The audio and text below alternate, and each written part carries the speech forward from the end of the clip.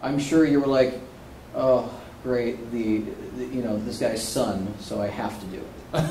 Honestly. No, it wasn't that. It was more like, can I fit this into my busy schedule? Because I knew it was going to be crazy. With all my worlds colliding at once, that was kind of frightening. Anyway, I just sort of wanted to find out from you what you've worked on in the past, if you've worked on new shows like this, what your experience with workshops has been, if any.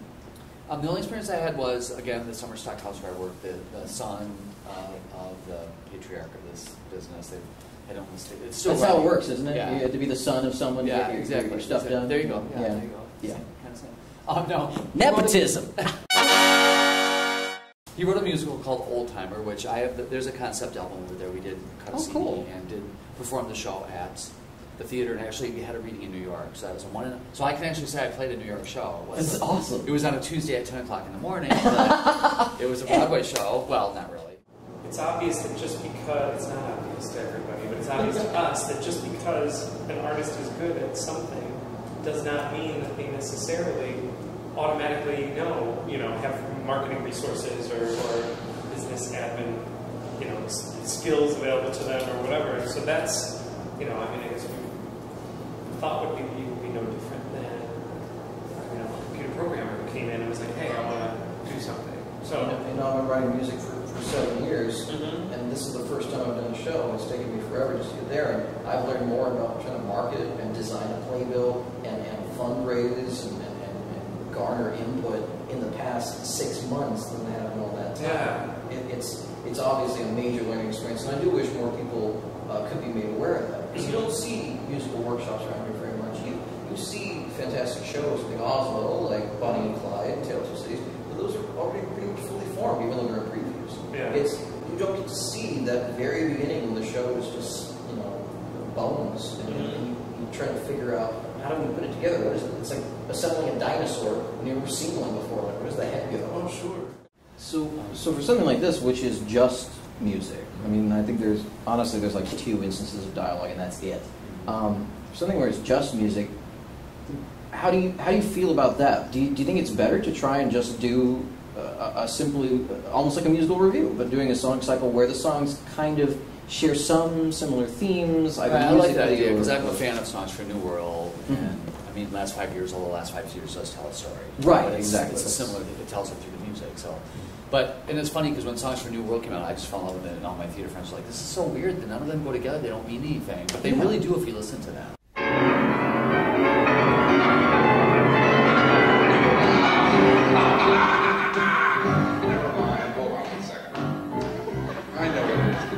Wrote this song 20 years ago.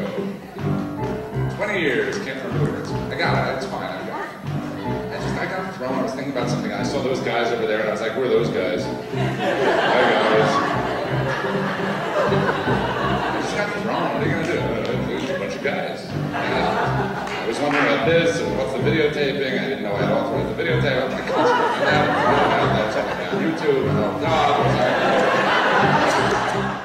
That was, there is a running theme in there. That's what I noticed. The first time I ever listened to it, I was confused.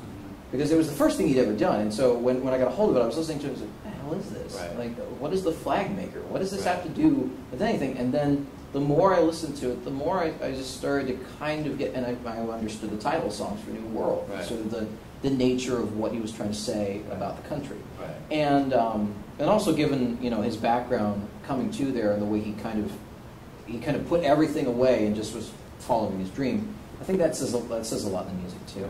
And I've done a music directed it, so when you work on it, you really delve in and you kind of get it. So. Now that has 4 people in it, and I always thought that was really overambitious. I have 8 in mind just because I like my actors to breathe. We started rehearsal on November 4th.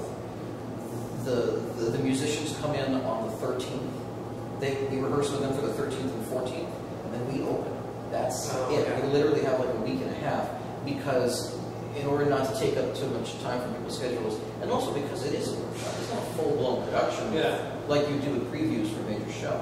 That's the crucial component of it, is making certain that we're not trying to do something full-blown. We're not having crazy gobos going off and costumes and sets and props. We're keeping it nice and simple so that it's all about the music. It's all about the lyrics. My hope is, and tickets also $12 for adults and 8 for students and seniors. And part of the reason for that is because a lot of the songs, I hate to say this, but I realized the other day as I was practicing one of the songs that I'll be singing that some of my songs I'm a little old for now. Some of the songs that I wrote when I was like 22, 21, and I'm just mind-boggled by like the difference in time and how much that means. Yeah. And so some of these songs are definitely for people who are beginning of college, like that age, who are sorting things out, and especially at this time in our country and our world, there's so much they're dealing with, and hopefully this will kind of be something that appeals to them vocally and just to listen to. Well, I worry about that too. I worry that I'm overthinking things, but my main qualm, because oftentimes when I'm approaching people with this music, they're very wary. A, because everybody has a song. Everybody wants to show you their music. Right. And B, because there are so many people now who, they know some of the new music, Right. but their experience is Rodgers and Hammerstein and Lerner and Lowe, Right. and Lesser. And while they're all great in their own way, Right. they've gotten really tired of the redundancy of the way that they became standards and then were just done to death. Right. And people copying the same style. And it's interesting too when people always bring up Jason Robert Brown or one of the other new composers when they're discussing my work, because a few people said, this is derivative, isn't it? And I said, you mean like in the way that all music is derivative of all other music? Right, yeah. Who your song's derivative? Who your song's derivative? Who your song's derivative? But these are songs that you took from other shows that you've written full show, right? Haven't you? Right. And the problem is a lot of them are unfinished. In particular, one, America Before and After, one I've had a hell of a time with, that there's so many times I take it out still, and I look at it, I might work on it a little bit, I might write a note here or there, and then I can't do it, because it feels so massive. Play it exactly as it's written. With I'm faker, so I'll just fake up fake stuff. Yeah, but you've already admitted that that's just because you can like psych yourself out, that you will get it eventually.